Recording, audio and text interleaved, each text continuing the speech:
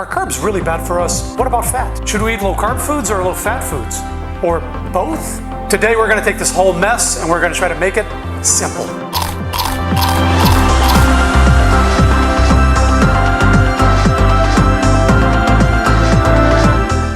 Low fat and low carb have become household terms. We see these labels everywhere. Food packaging, magazine covers, and all over the internet. In both cases, the idea is that one nutrient is our enemy. But is that a good mindset when it comes to food? Apples are almost 100% carbohydrate, and yet they're very healthy. Apple candy, also almost all carbohydrate, not so healthy. Carrot, mostly carbs, healthy. Carrot cake, mostly carbs, not so healthy. I know, I like it too. In fact, I bet there's a way to make a healthy carrot cake. Boom, found it. All healthy, natural ingredients. I'll put the link in the description below, give it a shot. Let me know if it's any good. There's always a solution. Okay, back to business. Apple good, carrot good, apple or carrot candy, not so good. And yet, all four are mostly carbs. Other foods that are mostly carbs include lettuce, cauliflower, broccoli. You get the idea. So the healthiest foods on earth are mostly carbohydrate. Clearly, carbs are not the problem here. The problem is artificial food. This is why any discussion of carbohydrates that doesn't distinguish between natural and artificial foods and just talks about carbs in general is not helpful. It's mixing apples and Oreos.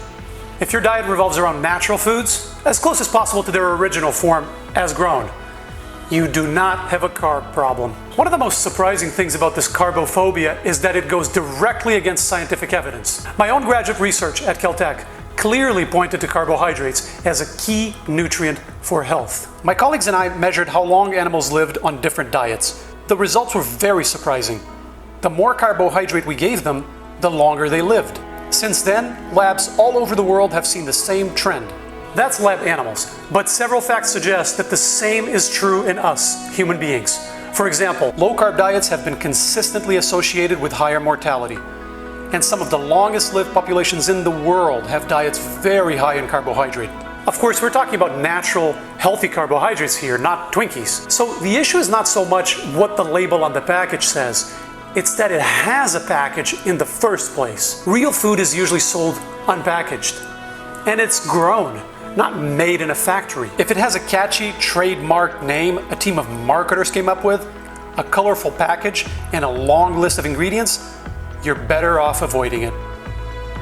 Monosodium glutamate, disodium guanylate, butylhydroquinone. This isn't food, it's a lab experiment. Cookies, crackers, candy, artificial cereal, soda, and other sugary drinks. These products are very tasty. I mean, they hit our salt, sugar, and fat receptors hard because that's what they're designed to do. But unfortunately, they're not healthy in any way. When it comes to fats, the same logic applies. Avocado, mostly fat, healthy. Cheetos, mostly fat, not so healthy.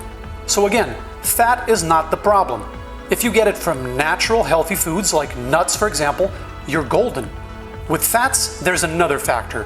Fats from vegetable sources are consistently associated with lower risks of heart disease and diabetes.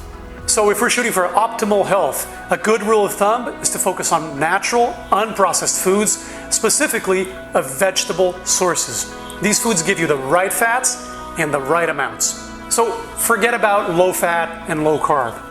These terms have a lot of people confused. We don't walk into the grocery store and get a pound of carbohydrate and 3 ounces of lipids. We buy foods. So focus on choosing food. Healthy, natural food. No matter what the next diet fad may tell you, if you're gradually working on replacing artificial foods with natural foods, you're heading in the right direction.